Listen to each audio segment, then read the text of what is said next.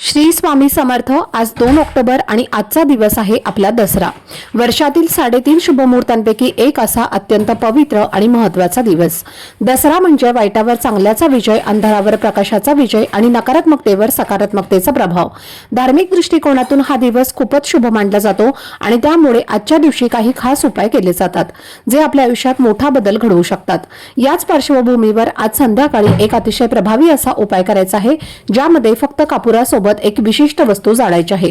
हा उपाय जर योग्य वेळेत आणि श्रद्धेने केला तर त्याचे परिणाम फारच सकारात्मक असतात। या उपायामुळे 7 पिढ्यांचं दारिद्र्य दूर होऊ शकतं आणि संपूर्ण कुटुंबाची अगदी भरभरून प्रगती होते। तर या उपायात कोणती वस्तू वापरायची आहे, कोणत्या वेळेत हा उपाय करायचा आहे आणि नेमकं कसा करायचा आहे याची संपूर्ण माहिती मी एका खास व्हिडिओमध्ये तुमच्यासोबत शेअर केलेली आहे।